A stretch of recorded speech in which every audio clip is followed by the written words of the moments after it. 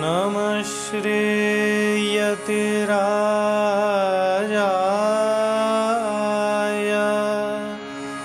विवेकानन्दसूरये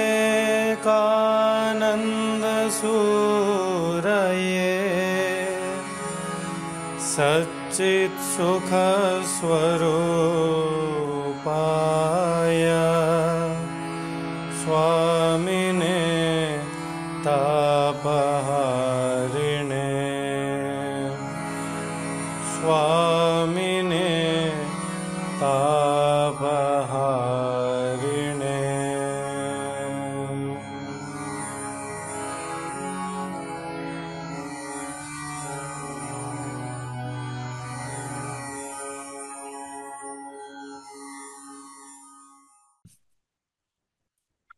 ओम शन्नो मित्रशं वरुणः शन्नो भवत्वर्यमा शन्न इन्द्रो बृहस्पतिः शन्नो विष्णुरुक्रमः नमो ब्रह्मणे नमस्ते वायो त्वमेव प्रत्यक्षं ब्रह्मासि त्वमेव प्रत्यक्षं ब्रह्म वदिष्यामि ऋतं वदिष्यामि सत्यं वदिष्यामि तन्मामवतु तद्वक्तारमवतु अवतु माम् अवतु वक्तारम्।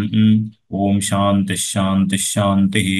ओम सहनाववतु सहनौ भुनक्तु सह वीर्यं करवावहै तेजस्विनावधीतमस्तु मा विद्विषावहै।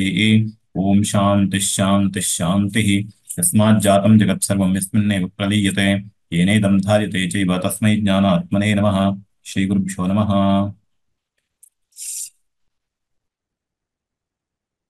तदेवानुप्राविशतु इति इत्यत्र प्रवेशः कीदृशः इति विचार्यमाणः आसीत्। तत्र पूर्वपक्षैकदेशिना सिद्धान्तेकदेशिना च नैकानि मतानि उपस्थापितानि।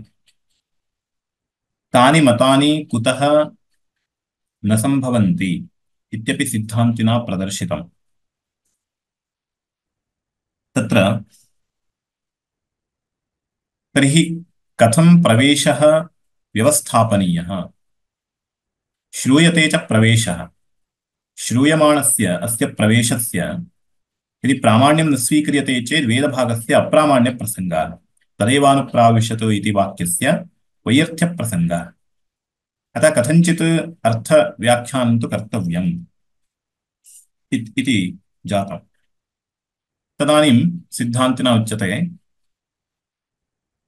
किमित्युक्ते अत्र प्रवेशस्तु वक्तुं शक्यः, किन्तु यथा भवता चोद्यते तथा प्रवेशस्तु स्वीकर्तुं न शक्यते। एकं। द्वितीयं तावत् अत्र प्रवेशस्य प्रयोजनमेव अन्यद्वर्तते। तथा च अन्यार्थत्वात् प्राकरणिकः कश्चन अर्थो विद्यते, स एव अर्थः अत्र स्वीकर्तव्यः इत्याशयः। अत एव उक्तं किमर्थम् अस्ताने चर्चा।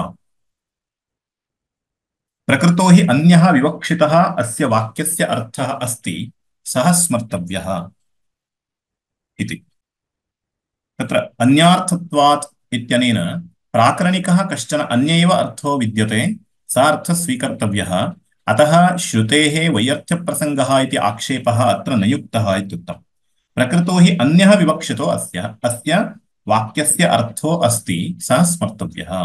प्रकृतः कश्चन अर्थो विद्यते अत्र, सः कः इति चिन्तनीयम्।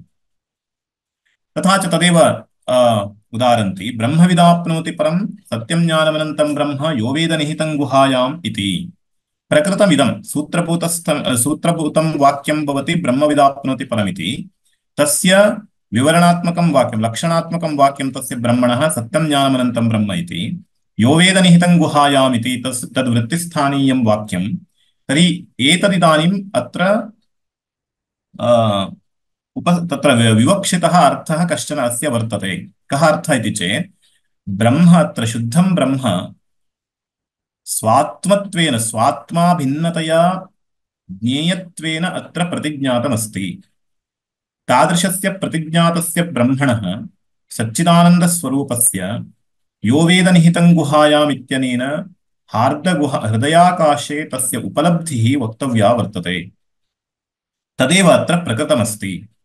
तर्हि हृदयगुहायाम् उपलभ्यते ब्रह्म इति ब्रह्मणः उपलब्धिः यदि वक्तव्या, तर्हि तादृशस्य आत्मनः पञ्चकोशाः ये वर्तन्ते, शरीराणि च यानि वर्तन्ते, तेषामपि विवेकः प्रथमं प्राप्तव्यः इति कृत्वा श्रुत्या अन्नमयादि पञ्चकोशाः नाम विज्ञानमयपर्यन्तं प्रावेशयित्वा अस्मान् प्रावेशयित्वा ततः परम् आनन्दमयकोशोऽपि उक्तः, ततः परं ब्रह्मपुच्छं प्रतिष्ठा इत्युक्तम्। तदेव विव्रियते तद्विज्ञानं च विवक्षितं प्रकृतं च तत्। तद्विज्ञानं च विवक्षितं नाम यद् ब्रह्म सूत्रभूतवाक्येन उपस्थापितं तस्य ब्रह्मणः ज्ञानम् अत्र विवक्षितमस्ति, तदेव प्रकृतं वर्तते।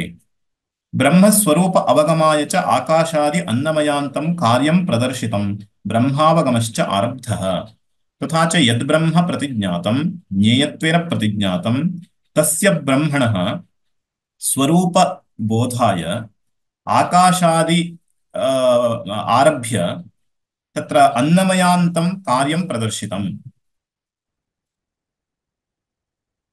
तद् ब्रह्मावगमश्च आरब्धः। अन्नमयादि आरभ्य तद् ब्रह्म किं रूपमिति ज्ञातुं तत्र आरब्धं वर्तते। ब्रह्म अवगमश्च आरब्धः।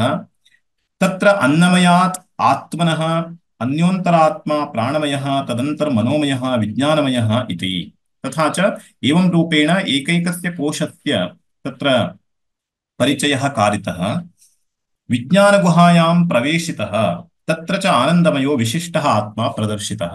ततः परं विज्ञानमये प्रावेशयित्वा तत्र आनन्दमयः कश्चन विशिष्टः आत्मा अज्ञान वृत्त्यात्मकः कोशः सः प्रदर्शितः। तादृशः विशिष्टः आत्मा प्रदर्शितः। शुद्धः आत्मा नास्ति सः आनन्दमयः, अपि तु विशिष्टः आत्मा। ततः अन्तः वस्तुतः निर्विशेषः आत्मा वर्तते इति अग्रे प्रदर्श्यते। अतः परमानन्दमय लिङ्गाधिगमद्वारेण आनन्दविवृद्ध्यवसानः आत्मा, अर्थात् शुद्ध ब्रह्म नाम किम् इति चेत् अतः परमानन्दमय लिङ्ग अधिगमद्वारेण एवं रूपेण परमानन्द लिङ्ग परमानन्द एव लिङ्गं तादृश लिङ्ग अधिगमद्वारेण तज्ज्ञानद्वारा आनन्दविवृद्ध्यवसानः आत्मा। आनन्दविवृद्ध्यवसानः नाम आनन्दवृद्धिः तत्र अग्रे वक्ष्यते। शतगुणक आनन्दवृद्धिः अग्रे प्रदर्श्यते। स एको मानुष आनन्दः, ते शतं मानुषा आनन्दाः, स एकः मनुष्यगन्धर्वाणाम् आनन्दः इत्येवं रूपेण शतगुणकः आनन्दः अग्रे प्रदर्श्यते। तत्र अन्तिमतया श्रूयमाणः यः आनन्दः सः परमोत्कृष्टः आनन्दः, सः आनन्दः ब्रह्मरूप आनन्द एव। तथा च आनन्दविवृद्धि अवसानः यत्र आनन्दस्य परमोत्कृष्टसीमा चरमसीमा इत्युच्यते सा प्राप्यते तदेव ब्रह्मानन्दः। आनन्दविवृद्धेः वक्ष्यमाणायाः अवसानः अवधिभूतः। तथा च आत्मा अथवा ब्रह्म नाम किमिति चेत् आनन्दस्य पराकाष्ठा वर्तते। सा काष्ठा या स्थितिः सा स्थितिरेव आत्मा। तदेव अवसानः अवधिभूतः नाम तत्पर्यन्तमेव आनन्दस्य वर्तमानत्वं। तथा च यावत्पर्यन्तं नाम यद् निरतिशय आनन्दः वर्तते यः तदेव आत्मा वर्तते, तदेव आत्मस्वरूपमस्ति। तथा च निरतिशय आनन्दरूपः आत्मा इति अर्थः उक्तः भवति। तदेव उक्तम् आनन्दविवृद्ध्यवसानः आत्मा। आनन्दस्य चरमसीमा उत्कृष्टता परमोत्कृष्टता या वर्तते सैव आत्मनः तदेव स्वरूपं वर्तते। ब्रह्मपुच्छं प्रतिष्ठा सर्वविकल्पास्पदः निर्विकल्पः अस्यामेव गुहायाम् अधिगन्तव्यः इति तत् प्रवेशः प्रकल्प्यते। ब्रह्मपुच्छं प्रतिष्ठा इति तदग्रे प्रतिष्ठा शब्देन तत्र ब्रह्मणः सर्वजगद आधारत्वं प्रतिपादितं। तथा च ब्रह्मपुच्छं प्रतिष्ठा सर्वविकल्पास्पदः। सर्वविकल्पास्पदः नाम तत्र विकल्पाः नाम जगदेव। तथा च तादृश सर्वविकल्पास्पदः इत्युक्ते आस्पदो नाम अधिष्ठानमित्यर्थः। सर्वजगदधिष्ठानभूतम् इत्यर्थः अथवा अधिष्ठानभूतः आत्मा। निर्विकल्पः तथा च स्वयं निर्विकल्पः अधिष्ठानभूतत्वादेव सः निर्विकल्पः सर्वेषाम् अन्येषां विकल्पानाम् आश्रयः। अनन्तरं निर्विकल्पः अस्यामेव गुहायाम् अधिगन्तव्यः।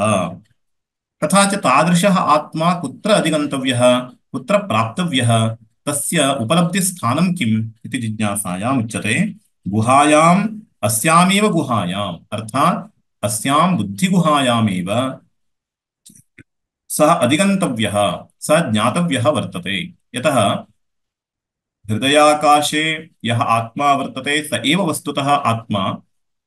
सः नाम सकलजगत्कारणीभूतं यत् सत्यं ज्ञानम् अनन्तं च ब्रह्म वर्तते तद् ब्रह्म हृदयगुहायां विद्यमानात् आत्मनः न भिद्यते इति ज्ञानमेव वस्तुतः ब्रह्मज्ञानं। तथा च सोऽहमस्मि इति ज्ञानं। सोऽहमस्मि इत्युक्ते सः आत्मा कुत्र वर्तते इति चेत् मम हृदयगुहायामेव वर्तते, स एव अहमस्मि।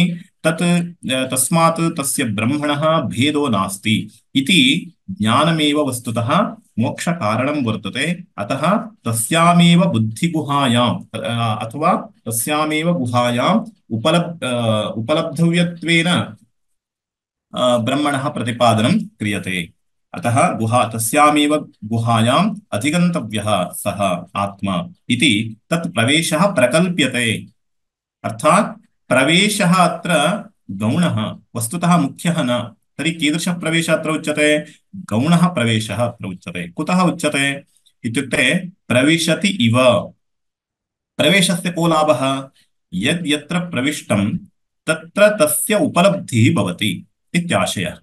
तर्हि आर्दाकाशे ब्रह्म उपलभ्यते इत्युक्ते कः आशयः भवति? आर्दाकाशे ब्रह्म प्रविष्टम् इव इत्यर्थः। अतः उपलब्धिः यदि वक्तव्या तर्हि प्रवेशः अत्र एवं रूपेण गौणः प्रवेशः अत्र वक्तुं शक्यः। प्रविशति इव, यथा प्रविष्टः सर्पः, बिलं प्रविष्टः सर्पः बिले उपलभ्यते, तद्वत् आत्मा वस्तुतः उपलभ्यते हृदयाकाशे, किन्तु तस्य प्रवेशं विना न भवति। प्रवेशो नाम अत्र मुख्यः प्रवेशः न, उपलब्धिरेव तस्य प्रवेशः। अतः अत्र उपलब्धिः लभ्यते इत्यर्थः, तत्र प्राप्यते इत्यर्थः। तत्र उपलब्धिस्थानमुच्यते हृदयम्। तथा च तादृश हृदयाकाशे ब्रह्म उपलभ्यते इति वक्तुं तत्र शरीरे ब्रह्म प्रविशति इत्युक्तम्। अतः अस्यामेव गुहायां सः अधिगन्तव्यः इति मुख्यः अर्थः। तत्रैव तात्पर्यं वर्तते प्रकरणस्य। तर्हि प्रकरणार्थस्य अस्य तात्पर्यस्य विवरणाय तत्र सूचनाय अत्र प्रवेशः परिकल्प्यते इति भाष्यकारेण उक्तम्। अस्यामेव गुहायाम् अधिगन्तव्य इति तत्प्रवेशः प्रकल्प्यते। प्रकल्प्यते इत्युक्ते गौण्या उपचर्यते इत्यर्थः। उपचारः क्रियते। न हि अन्यत्र उपलभ्यते ब्रह्म, अर्थात् बुद्धेः सकाशात् अन्यत्र कुत्रापि ब्रह्मणः उपलब्धिः एवं न भवति इत्यर्थः।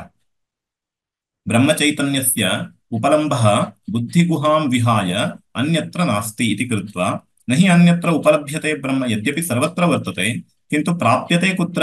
बुद्धिगुहायामेव प्राप्यते। यथा सर्वत्र विद्यमानोऽपि तत्र प्रकाशः यदि दर्पणः मध्ये स्थाप्यते तदानीं प्रकृष्टत्वं प्राप्य अस्माकं दृष्टिगोचरः भवति। तद्वत् प्रकृष्टत्वं कुत्र ब्रह्मणः इति चेत्, नाम प्रकृष्टतया उपलब्धिः कुत्र ब्रह्मणः इति चेत् बुद्धिगुहायां, यद्यपि सर्वत्र वर्तते, सर्वत्र विद्यमानं चेत् सर्वत्र उपलभ्यते इति न, उपलभ्यते तु हार्दाकाशे एव। अतः हृदयाकाशे ब्रह्मणः उपलभ्यमानत्वस्य सूचनाय अत्र प्रवेशः प्रकल्पितः। वस्तुतः अत्र मुख्यः प्रवेशः तत्र न सम्भवति। तत्र किमर्थमिति उच्यते निर्विशेषत्वात्। कुतः अन्यत्र नोपलभ्यते ब्रह्म? यतः ब्रह्म निर्विशेषम्। निर्विशेषत्वात् विशेषसम्बन्धो हि उपलब्धिहेतुर्दृष्टः। तर्हि निर्विशेषस्य कस्यचित् यस्य रूपं नास्ति, नाम गुणः नास्ति, क्रिया नास्ति, जातिर्नास्ति, विशेषो नास्ति, एतादृशस्य पदार्थस्य कस्यचन उपलब्धिः कथं शक्यते इति चेत् तत्र उच्यते विशेषसम्बन्धः हि उपलब्धि हेतुर्दृष्टः। कस्यचन विशेषस्य सम्बन्धात् निर्विशेषस्य उपलब्धिर्भवति। यथा राहोः तत्र तदेव उच्यते अग्रे, यथा राहोः चन्द्रार्कविशिष्टसम्बन्धः। तत्र राहुरिति पृथक् तस्य रूपं नोपलभ्यते। अतः तस्य तु यदा ग्रहणादिकं भवति तदानीं तस्य छाया, अतः छायाग्रहाः इत्युच्यन्ते। तर्हि छायया एव, नाम सूर्यस्य वा चन्द्रस्य वा अवच्छेदेन राहोः ज्ञानं प्राप्तव्यं भवति। तद्वत् निर्विशेषस्य कस्यचन ज्ञानाय विशेषस्य कश्चन सम्बन्धः अपेक्षितो भवति। विशेषसम्बन्धेन निर्विशेषस्यापि ज्ञानं भवति। ब्रह्मापि निर्विशेषमिति कृत्वा तादृशस्य विशेषसम्बन्धः कश्चन परिकल्पनीयः, येन तस्य तत्र हृदयादि आकाशादि अवच्छेदेन तस्य उपलब्धिः प्राप्तुं शक्या। अतः यथा राहोः चन्द्रार्कविशिष्टसम्बन्धः राहोः कारणीभूतः, तद्वत् विशेषस्य कस्यचन सम्बन्धः हृदयाकाशादिसम्बन्धः निर्विशेषस्य ब्रह्मणः प्राप्तिहेतुः भवति।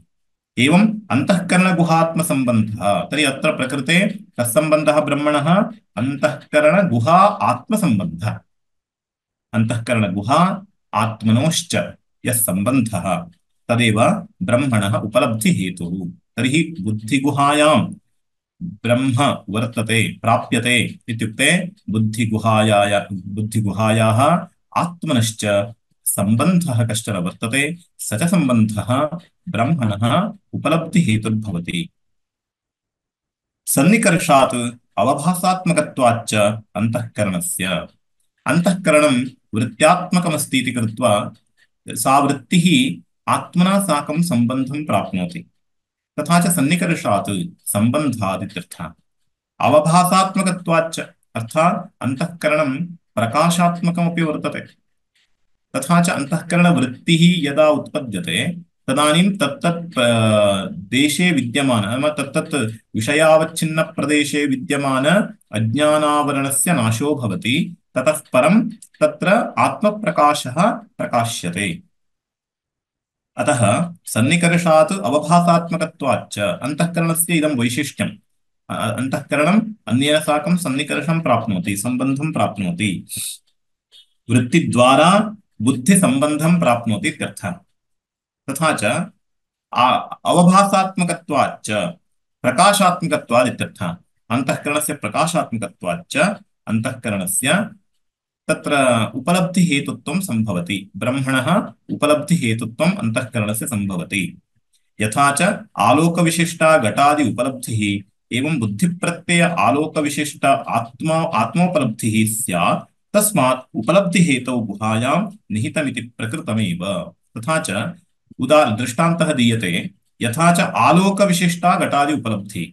घटस्य यस्य कस्यचन मूर्तप्रदपदार्थस्य ज्ञानाय किमपेक्षते? सामान्यकारणम् आलोकोऽपि। तथा च आलोकसंयोगः यदि न भवति तदानीं चक्षुः घटपटादिकं द्रष्टुं न समर्थं भवति। तथा च चक्षुषः यत् सामर्थ्यं, वस्तुतः दर्शनसामर्थ्यमस्ति चेदपि केवलं नाम तमसि विद्यमानघटं द्रष्टुं चक्षुः समर्थं न भवति। कुतः? यत्र सहकारिकारणं नास्ति। तथा च सहकारिकारणं किम्? आलोकसंयोगः।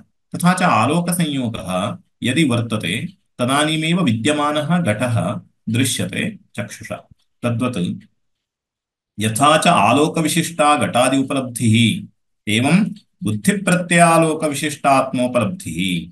तर्हि आत्मोपलब्धिः कथम् इति चेत् बुद्धिप्रत्यय आलोक विशिष्टतया, अर्थात् बुद्धिरूप आलोक, बुद्धिरूप प्रकाशः, तादृशप्रकाशेन विशिष्टः आत्मा उपलभ्यते इत्यर्थः। अतः आत्मा कदा उपलभ्यते इति चेत् बुद्धिरूप प्रकाशसंयोगेन। यथा घटः विद्यमानोऽपि आलोकसम्बन्धः यदि घटस्य न भवति तदानीं घटस्य प्रकाशः न भवति। तद्वदेव अत्रापि बुद्धिरूप आलोकस्य सम्बन्धेनैव बुद्धिरूपगुहायां विद्यमानस्य आत्मनः उपलब्धिः भवति।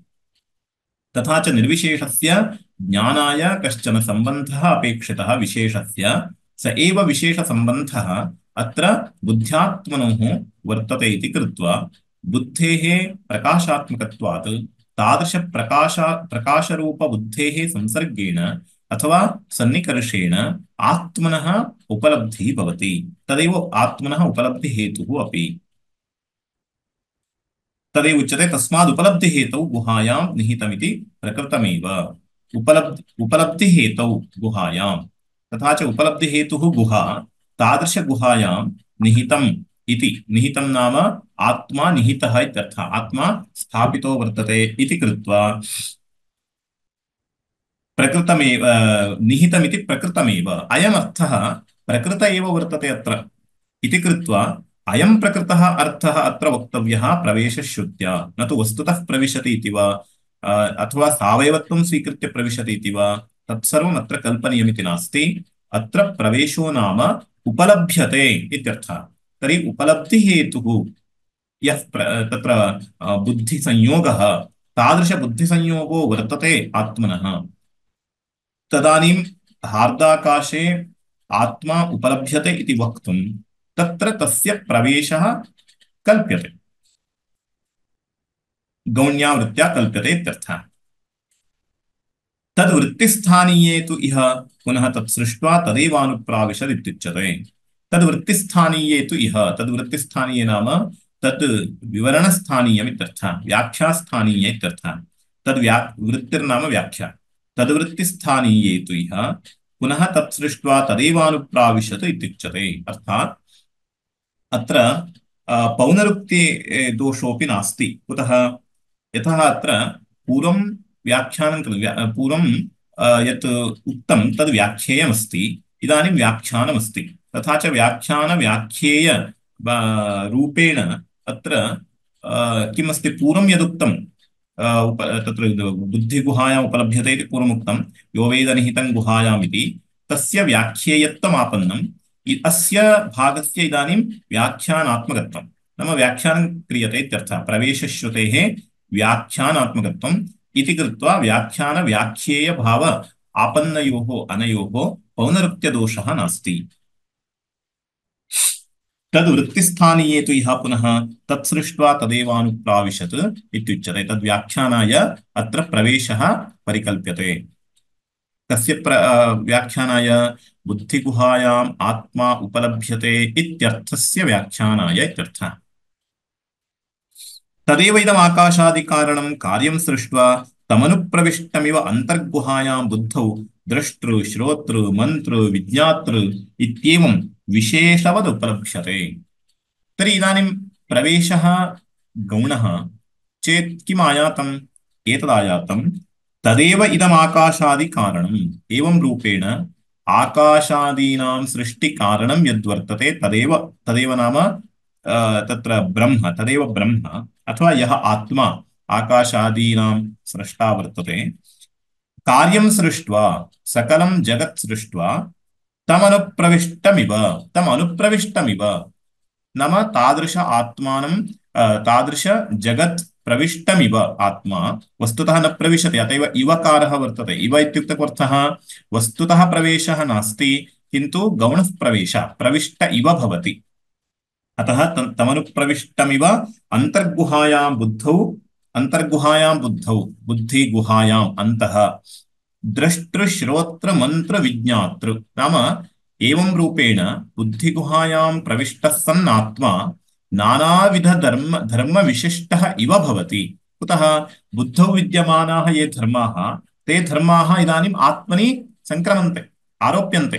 तथा च बुद्धौ द्रष्टृ भवति आत्मा, द्रष्टृ नाम दर्शनकर्तृ, एवमेव श्रोतृ श्रवणकर्तृ, मंत्र मननकर्तृ, विज्ञातृ विज्ञानकर्तृ इत्येवं रूपेण अनुभवकर्तृ इत्यर्थः, इत्येवं रूपेण विशेषवद् उपलभ्यते। तथा च अहं पश्यामि इत्युक्ते दर्शनकर्तृत्वेन मम अनुभवो वर्तते। अयम् अनुभवः कथं जातः इति चेत् आत्मा बुद्धिगुहायां प्रविष्टः अस्ति, प्रविष्टः नाम तत्र उपलभ्यते इत्यतः बुद्धौ विद्यमानाः एते धर्माः, कर्तृत्वादिधर्माः आत्मनि आरोप्य अहं करोमि, अहम् अस्य अनुभवं करोमि इत्येवं रूपेण कर्तृत्व भोक्तृत्वादिकम् आरोप्य व्यवहारः भवति। तथा च अहं ज्ञाता, अहं श्रोता, अहं कर्ता इत्येवं रूपेण कर्तृत्वादि भावनाः अथवा कर्तृत्वादि भावाः अत्र आरोप्यन्ते।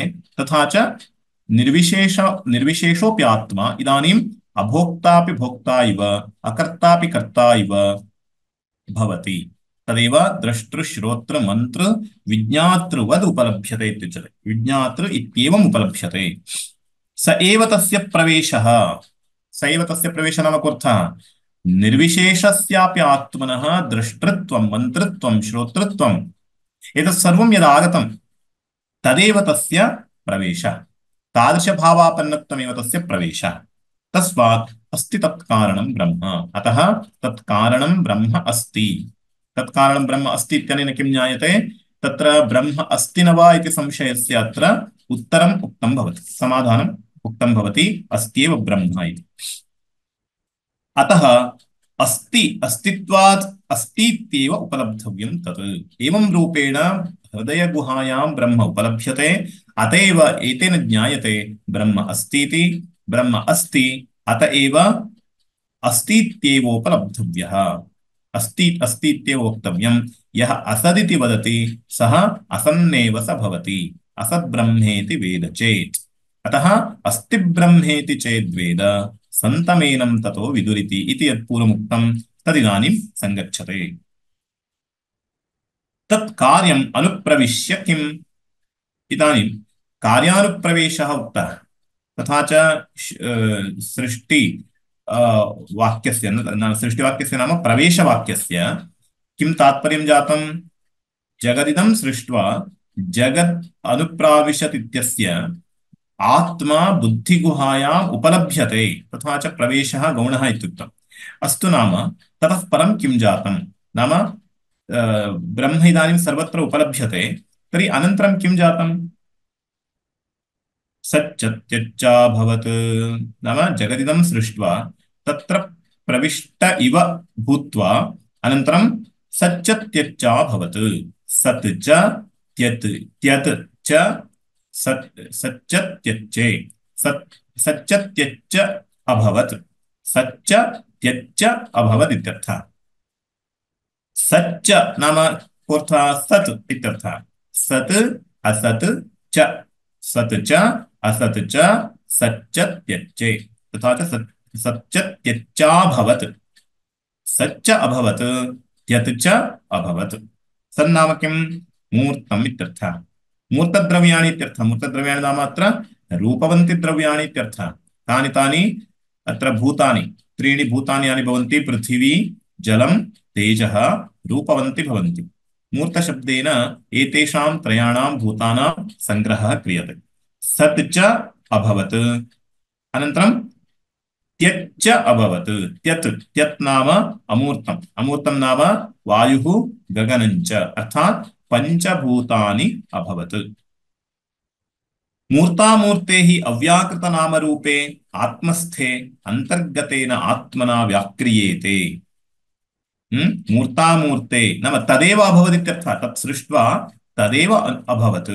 तादृश नाम तत्स्वरूपभूतमेव अभवत् इत्यर्थः। मूर्तामूर्ते हि अव्याकृतनामरूपे आत्मस्थे अन्तर्गतेन आत्मना व्याक्रियेते। पूर्वम् एतेषां पञ्चानां भूतानां पूर्वम् अव्याकृत नामरूपत्वम् आसीत्। इदानीं व्याकृतनामरूपाणि जातानि। तथा च मूर्तामूर्ते हि अव्याकृतनामरूपे पूर्वम् अव्याकृतानि आसन्। ते आत्मस्थे आत्मनि विद्यमाने अन्तर्गतेन आत्मना व्याक्रियेते। अन्तः विद्यमानेन आत्मना विकारं प्राप्नुवन्ति। व्याकृते च मूर्तामूर्तशब्दवाच्ये ते आत्मना तु अप्रविभक्तदेशकाले इति कृत्वा आत्मा ते अभवदित्युच्यते। तर्हि आत्मा आत्मैव अभवत् इत्यस्य कोऽर्थः? आकाश एव अभवत्, वायुरेव अभवत् आत्मा इत्यस्य कः आशयः? व्याकृते च मूर्तामूर्तशब्दवाच्ये पूर्वम् अव्याकृतनामरूपाणि आसन्, इदानीं व्याकृतनामरूपाणि भवन्ति इति कृत्वा व्याकृते च मूर्तामूर्तशब्दवाच्ये ते नाम मूर्तं त्यत् सत् त्यत् च ते आत्मना तु अप्रविभक्तदेशकाले इति कृत्वा आत्मनः आत्मनि तादात्म्यसम्बन्धेन वर्तन्ते। तथा च आत्मानं व्यतिरिच्य न वर्तन्ते इत्यतः अप्रविभक्तदेशकाले इति कृत्वा आत्मा ते अभवदित्युच्यते। अर्थात् तादात्म्यसम्बन्धेन वर्तन्ते इत्यतः तादात्म्येन तत्र आरोपिता इति कृत्वा तदेव आत्मा अभवत् इति उपचर्यते केवलम्।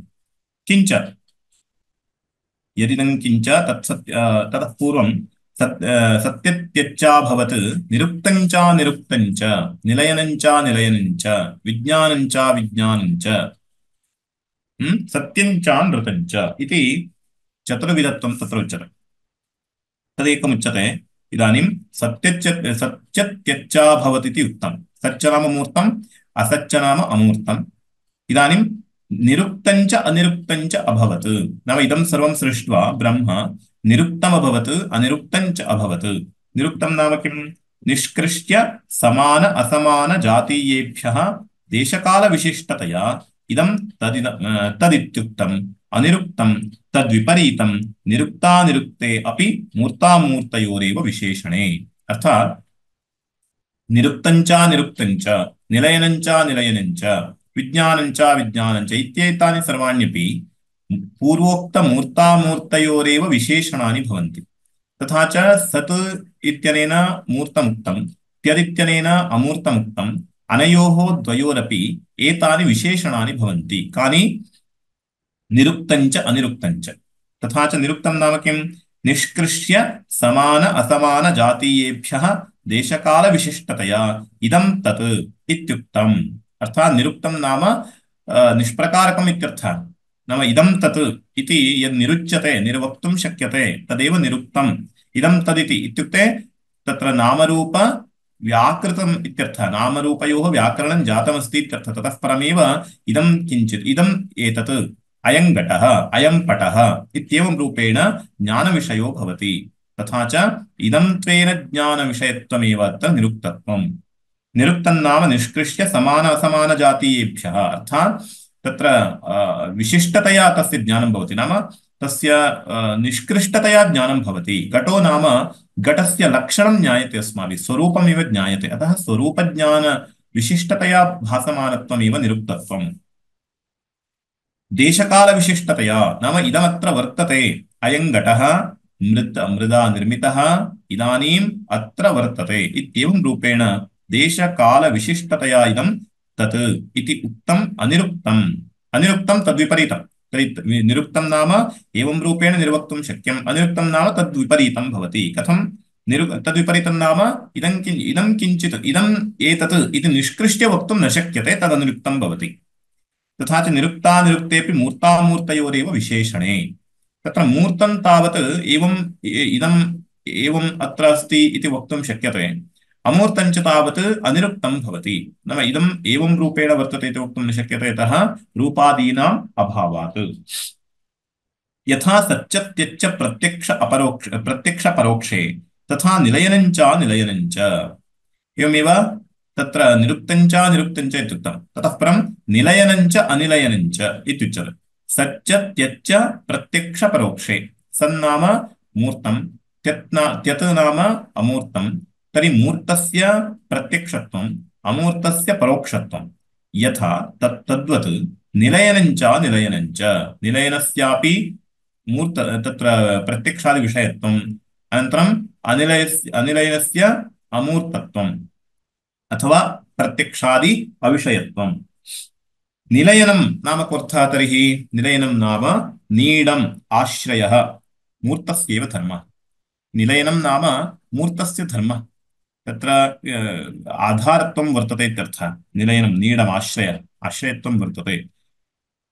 अनिलयनं नाम तद्विपरीतम्, अमूर्तस्यैव धर्मः। अर्थात् कस्यचित् गुणस्य, धर्मस्य, रूपस्य, विशेषतया अत्र रूपस्य आधारः न भवति इति स्वीकर्तुं शक्यते। तथा च निलयनञ्च निलयनञ्च त्यत् अनिरुक्त अनिलयनानि मूर्त अमूर्तधर्मत्वेपि व्याकृतविषयाण्येव। अर्थात् इदानीं त्यत् अनिरुक्त अनिलयनानि अमूर्तधर्मत्वेन उक्तानि, एवं खलु? त्यत् नाम कोऽर्थः? त्यन्नाम अमूर्तम्। एवमेव सच्च त्यच्च इत्यत्र त्यत् नाम अमूर्तम्, अनन्तरम् अनिरुक्तम् इत्युक्तं, निर्वक्तुं नैव शक्यते इति। तथा च विशिष्टतया वक्तुं न शक्यते इति, तथा च निरुक्तम् अनिरुक्तम् अनन्तरम् अनिलय इत्यत् अनिरुक्त अनिलयनानि तृतीयमुक्तम् अनिलयनमिति। एते त्रयः धर्माः पदार्थानां धर्माः। यद्यपि एते धर्माः अमूर्तपदार्थानां धर्माः, तथापि ब्रह्मणि भवतु एते धर्माः इति चेत् आक्षिप्यते, ब्रह्मणः खलु एते धर्माः जाताः, यतः ब्रह्म इदं नाम निष्कृष्य वक्तुं नैव शक्यते निर्विशेषं ब्रह्म इति कृत्वा अनिलयनं अनन्तरं त्यत् अनिरुक्तं भवति ब्रह्म इति चेन्न, एतद् ब्रह्मणि एते धर्माः न भवन्ति। व्याकृतविषयाण्येव, अर्थात् व्याकृतयानि मूर्त तत्र अमूर्त द्रव्याणि सन्ति, तेषु एव विद्यमानाः एते धर्माः, न तु ब्रह्मणः धर्माः। सर्गोत्तरकालभावश्रवणात्, कुतः? यतः एते धर्माः सृष्ट्यनन्तरं श्रूयन्ते, तथा च ब्रह्मणि सृष्ट्यनन्तरम् इत्युक्ते ब्रह्म न सृज्यते, ब्रह्म तु सृजति, ब्रह्म तु सर्वदा विद्यते, तथा च सृष्ट्यनन्तरम् एते धर्माः उत्पन्नाः कार्ये इत्युच्यते। यदि ब्रह्मण्येव आश्रिताः एते धर्माः इत्युच्येत, तदानीं ब्रह्मधर्माश्चेत् तदानीं पूर्वमपि स्युः, इदानीं सृज्यन्ते इति कथम्? अतः सर्गोत्तरकालभावश्रवणात् सृष्ट्यनन्तरमेव एते धर्माः सन्ति इत्युच्यन्ते। अतः एते धर्माः सृष्ट्योत्तर काले अस्माभिः प्राप्यमाणाः सन्तः, ते किं ज्ञापयन्ति? कार्य नाम जगतः एते धर्माः इति ज्ञापयन्ति।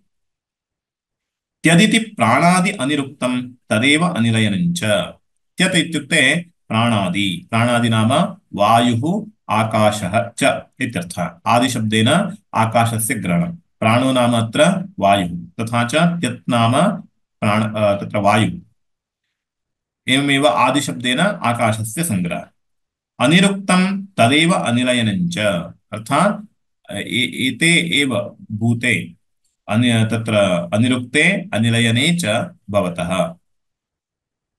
अतः विशेषणानि अमूर्तस्य व्याकृतविषयाण्येव एतानि। अतः विशेषणानि अमूर्तस्य एतानि विशेषणानि, व्याकृतविषयाण्येव एतानि, किञ्च व्याकृतविशेषणान्येव, अव्याकृतस्य नास्ति। यतः व्याकरणानन्तरमेव एते धर्माः ज्ञायन्ते इत्यर्थः। विज्ञानं चेतनम् अविज्ञानं तद्रहितम् अचेतनं पाषाणादि। अग्रे तृतीयं किमुक्तं पश्यन्तु, तत्र प्रथमम् उक्तं सच्चत्यच्चाभवत् इति, द्वितीयमुक्तं सच्चत्यच्चाभवत् निरुक्तञ्च इति द्वितीयं, निलयनञ्च इति तृतीयम्। इदानीं चतुर्थम् उच्यते विज्ञानञ्च इति। विज्ञानं नाम विज्ञानं चेतनम् अविज्ञानं तद्रहितं, चेतनम् अचेतनञ्च इत्यर्थः। जगत् चेतनाचेतनत्वेन विभक्तं वर्तते। अत्र केचन जीवाः प्राणित्वेन चेतनत्वेन प्रसिद्धाः, अन्ये केचन निर्जीवत्वेन अथवा अचेतनत्वेन प्रसिद्धाः। विज्ञानं चेतनम् अविज्ञानं तद्रहितं, तथा च ज्ञान इति शब्देनापि चैतन्यमित्यर्थः स्वीकृतः पूर्वं, तथा च विज्ञानं चेतनम् अविज्ञानं तद्रहितम् अचेतनं पाषाणादि।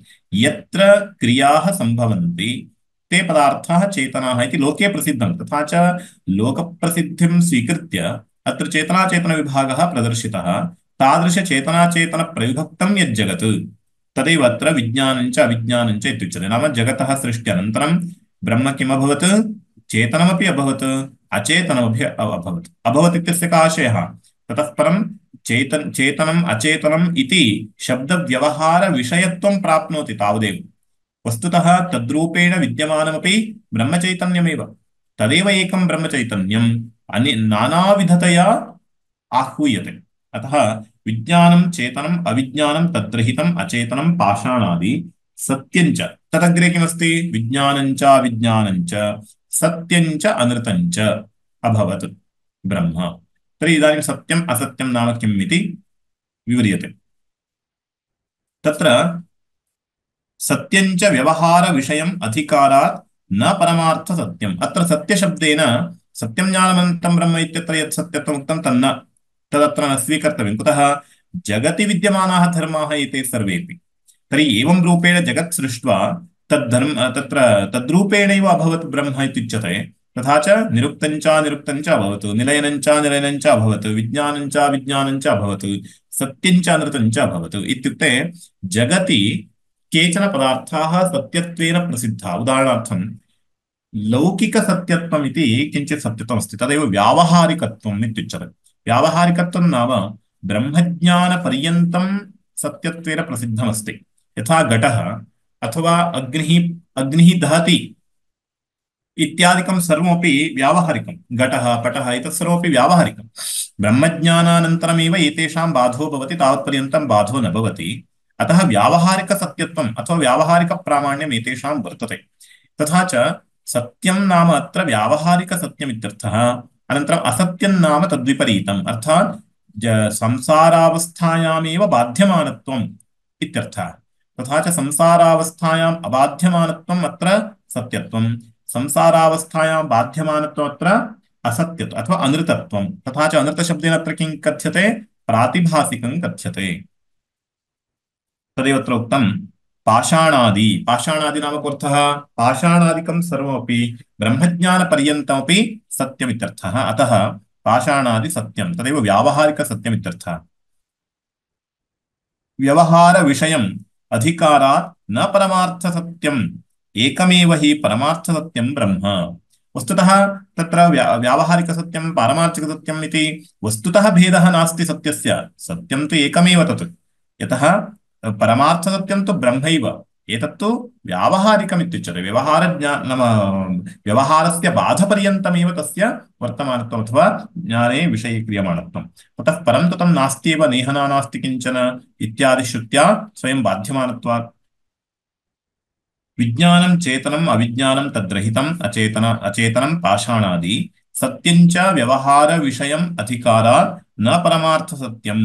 तद् नाम व्यावहारिकसत्यस्यैव इदानीम् अधिकारः वर्तते। अधिकारः नाम तदारब्धः वर्तते, तदेव प्रकरणमस्ति। इदानीं जगतः सृष्टिः, जगतः तत्र धर्मपरिशीलनम् इदानीं क्रियमाणमस्ति। अतः तस्यैव प्रकरणमिदम् इत्यतः अधिकारात् न परमार्थसत्यम्। अत्र सत्यशब्दस्य ब्रह्मणः यादृशं सत्यत्वं तादृश सत्यत्वम् अत्र न स्वीकर्तव्यम्।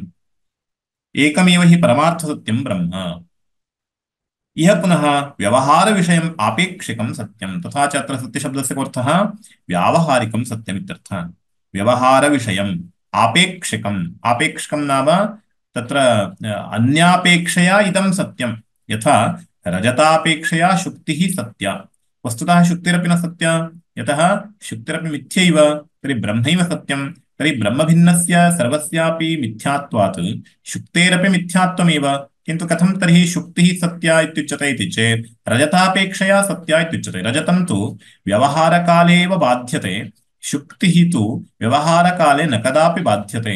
अतः ब्रह्मज्ञानानन्तरमेव बाध्यमानत्वम्। अतः अत्र सत्यम् अनृतम् इति शब्देन, सत्यं नाम व्यावहारिकसत्यत्वम्, एवमेव अनृतशब्देन प्रातिभासिकसत्यत्वं च अत्र गृह्यते। इह पुनर्व्यवहारविषयम् आपेक्षिकं सत्यं मृगतृष्णिकादि अनृतापेक्षया उदकादि सत्यमुच्यते। तत्र भेदः दृष्टान्तपुरस्सरं प्रदर्श्यते। सत्यानृतयोः को भेदः इति चेत् यथा मृगतृष्णिका अनन्तरं तत्र वस्तुतः जलं, वस्तुतः जलस्य सत्यत्वं वर्तते, न तथा सत्यत्वं मृगतृष्णिकायाः वर्तते। मृगतृष्णिकाया नाम मरुमरीचिका इत्युच्यते। तर्हि मरुमरीचिकायाः एवं रूपेण तत्र सत्यत्वं नास्ति, यतः क्षणाभ्यन्तरे तस्य बाध्यमानत्वात्। एवं रीत्या व्यावहारिकजलस्य बाध्यमानत्वं नास्ति, अपि तु तृष्णादि परिहारः तेन क्रियते इत्यतः वस्तुतः तस्य व्यावहारिकसत्यत्वं स्वीक्रियते। अतः व्यावहारिकसत्यं भिन्नं, पारमार्थिकसत्यं प्रातिभासिकं भिन्नमिति मत्वा सत्यञ्च अनृतञ्च अभवत्। नाम जगति एव अन्तर्भवति, प्रातिभासिकमपि जगति अन्तर्भवति बाध्यमानत्वात्, व्यावहारिकमपि जगति अन्तर्भवति। कुतः? ब्रह्मज्ञानेन बाध्यमानत्वं तु उभयत्र समानं वर्तते। किन्तु कः विशेषः इति चेत् प्रातिभासिकस्य तावत् अविद्या भिन्नदोषजन्यत्वं वर्तते। केवल अविद्या रूपदोषजन्यत्वं व्यावहारिकत्वं भवति। तद् कश्चन सः एकः कश्चन भेदः। अन्यथा बाध्यमानत्वम् इति तु उभयत्र समानम्। ब्रह्म इदं सर्वम् अभवत्, इदं सर्वम् अभवत् इत्यस्य कोऽर्थः? एवं रूपेण भाति इत्यर्थः। यतः ब्रह्मैव सत्यम् इत्यतः ब्रह्मैव ब्रह्मणि एव इदं विवर्तते इत्यतः अत्र दृश्यमानं सर्वमपि वस्तुतः ब्रह्मण्येव दृश्यते। किन्तु ब्रह्मणः दर्शनं तु ब्रह्मत्वेन अस्माभिः नैव प्राप्यते। यह पुनः व्यवहारविषयम् आपेक्षिकं सत्यं मृगतृष्णिकादि अनृतापेक्षया उदकादि सत्यमित्युच्यते। जलम्, उदकं नाम जलं, जलं वस्तुतः सत्यम् इति उच्यते व्यवहारे, किन्तु मृगतृष्णिका तु एवं सत्यं न इत्युच्यते। कोऽर्थः? अनयोर्भेदो वर्तते। तर्हि जलमेव सत्यं, मृगतृष्णिका अनृतम् इति यथा लोके वर्तते तदादाय अत्र सत्यं च अनृतं च अभवत् इत्युच्यते। अनृतं च तद्विपरीतम्, अनृतं नाम तद्विपरीतम्, एतद्विपरीतम्, एतादृश व्यावहारिकसत्यत्वं नाम संसारावस्थायामेव यद् बाध्यते तत् अनृतम् इत्युच्यते। किं पुनरेतत् सर्वम् अभवत्? किं किं पुनरेतत् किं पुनरेतत् सर्वमभवत्? परमार्थसत्यं किं पुनस्तद्ब्रह्म? किं तत् परमार्थसत्यं नाम? तत्र पश्यन्तु, सत्यं च अनृतं च सत्यमभवत् इति वाक्यमस्ति। तत्र प्रथमसत्यशब्दस्य व्यावहारिकसत्यम् इत्यर्थः, अनन्तरम् अनृतशब्दस्य प्रातिभासिकम् इत्यर्थः। प्रातिभासिकरूपेण वा व्यावहारिकरूपेण वा दृश्यमानं किम् इति चेत् तत् सत्यमेव। सत्यं नाम पारमार्थिकं सत्यं यद् वर्तते तदेव व्यावहारिकरूपेण प्रातिभासिकरूपेण च भासते इत्यर्थः। तदेव अत्र द्वितीयसत्यशब्देन उक्तं। सत्यं च अनृतं च सत्यमभवत्, सत्यम् अभवत्। किं तत् सत्यं? तदेव अत्र पृष्टं। परमार्थसत्यं। किं तत्? किं पुनः? तद् ब्रह्म। किं पुनस्तत्? ब्रह्मैव तत्। अर्थात् द्वितीयसत्यशब्दस्य ब्रह्म इत्यर्थः, पारमार्थिकसत्यम् इत्यर्थः। पारमार्थिकसत्यमेव जगति यावन्तः पदार्थाः वर्तन्ते तद्रूपेण अवभासमानत्वं तस्य वर्तते इत्यतः सत्यं च असत्यं अनृतं च अभवत् तत् सत्यम् इत्युच्यते। सत्यं ज्ञानमनन्तं ब्रह्म इति प्रकृतत्वात्। तथा च द्वितीयसत्यशब्दस्य तु सत्यं ज्ञानमनन्तं ब्रह्म इत्यत्र श्रूयमाणसत्यशब्दस्य यः अर्थः स एव अर्थः अत्र स्वीकर्तव्यः। अबाध्यमानत्वं तस्य अर्थः। तादृश अबाध्यमानं यत् पारमार्थिकं ब्रह्म तदेव प्रातिभासिकं व्यावहारिकं च अभवदिति स्वीकर्तुं शक्यते। यस्मात् सत्यदादिकं मूर्तामूर्तधर्मजातं यत्किञ्च इदं सर्वम् अविशिष्टं विकारजातम् एकमेव सच्छब्दवाच्यं ब्रह्म अभवत् तद्व्यतिरेकेण अभावात् नामरूपविकारस्य। तस्मात् ब्रह्म सत्यम् इत्याचक्षते ब्रह्मविदः। यस्मात् सत्यदादिकं नाम सत् त्यत् आदिकम्, आदिकं नाम निरुक्तं च निरुक्तं च निलयनं च निलयनं च विज्ञानं च विज्ञानं च सत्यं च नृतं च मूर्तामूर्तधर्मजातम्। एतत् सर्वमपि मूर्तस्य अमूर्तस्य च एते सर्वेपि धर्माः। यत्किञ्च इदं सर्वम् अविशिष्टम्, अग्रे किमस्ति? यदिदं किञ्च तत् सत्यमित्याचक्षते तदप्येष श्लोको भवति इति मन्त्रः। तत्र यत्किञ्च इदं सर्वम् अविशिष्टं, यत्किञ्च यद्यद्वर्तते अत्र तत्सर्वमपि विकारजातं कार्यभूतम् एकमेव सच्छब्दवाच्यं ब्रह्म अभवत्। अर्थात् सर्वत्रापि घटपटादिषु घटः अस्ति पटः अस्ति इति एकरूपेण सर्वत्र सत्त्वम् अनुभूयते। एतादृशम् अनुभूयमानं यत् सत्त्वं तद् ब्रह्मणः एव इत्यतः विकारजातम् एकमेव सच्छब्दवाच्यं ब्रह्म अभवत् तद्व्यतिरेकेण अभावात्। अस्य समग्रस्यापि प्रपञ्चस्य तादृश पारमार्थिक सत्यापेक्षया अथवा सत्यं विना तस्य अभावः, जगतः अभावः। अतः तद्व्यतिरेकेण अभावात् नामरूपविकारस्य, नामरूपविकाराणां ब्रह्मव्यतिरेकेण अभावात् पारमार्थिकसत्यमेव अभवदिदम्। तस्मात् तद्ब्रह्म सत्यमित्याचक्षते ब्रह्मविदः। अतः समग्रस्य जगतः अधिष्ठानभूतं यद् ब्रह्म तदेव सत्यमिति ब्रह्मविदो वदन्ति। तद्ब्रह्म सत्यम् अतएव सत्यस्य सत्यम् इत्यपि अस्ति अन्यत्र। तथा च सत्यस्यापि सत्यम् इत्यस्य अर्थः व्यावहारिकसत्यापेक्षया इदं वस्तुतः सत्यमस्ति इत्यर्थः। अतः अत्र सत्यशब्दस्य वस्तुतः यः अर्थः स एव अर्थः। अस्ति नास्ति इति अनुप्रश्नः प्रकृतः। एतावता किं जातं? पूर्वं ब्रह्म अस्ति न वा इति प्रश्नः पृष्टः। ब्रह्मणः सत्त्व असत्त्वयोः प्रश्नः कृतः।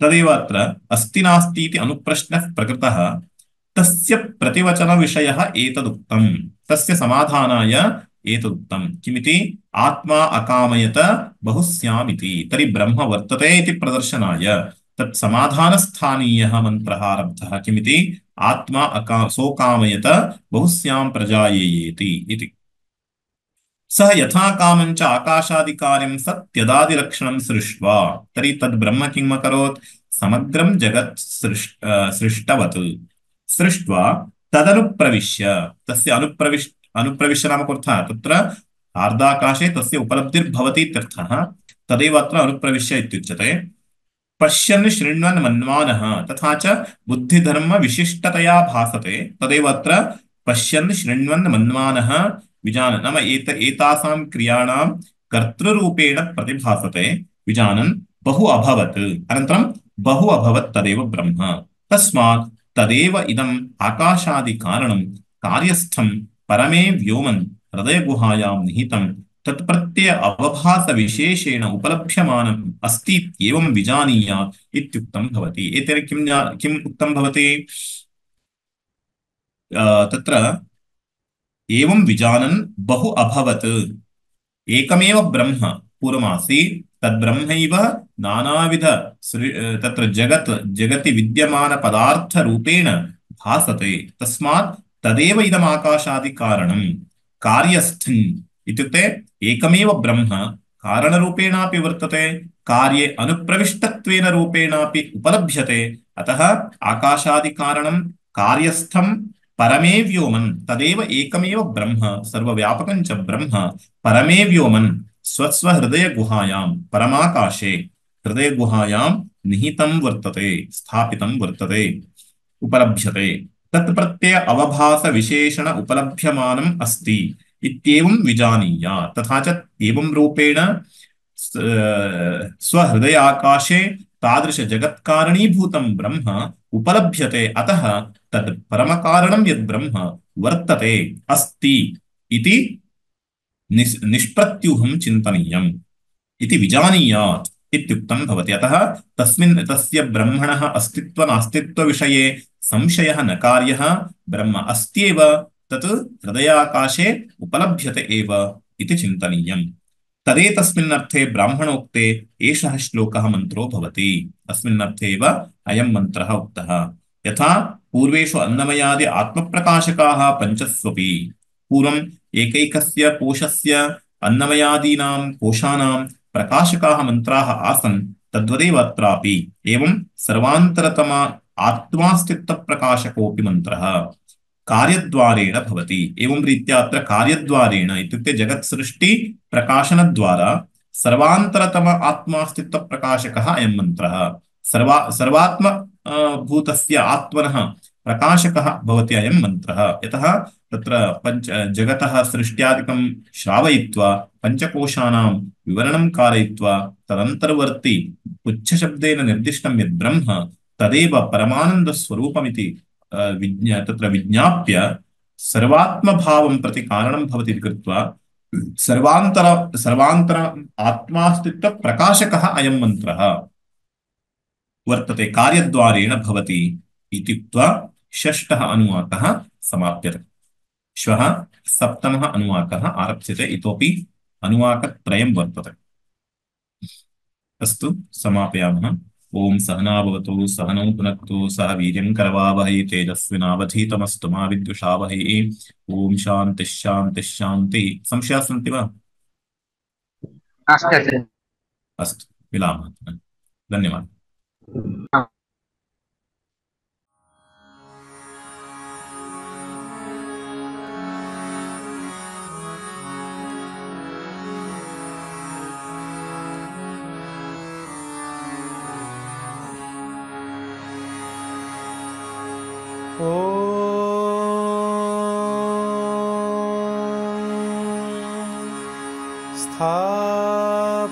स्थापकाय च धर्मस्य सर्वधर्मस्वरूपिणे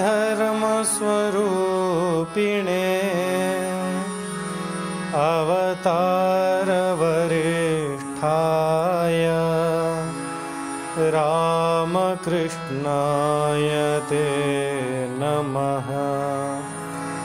रामकृष्णाय ते नमः।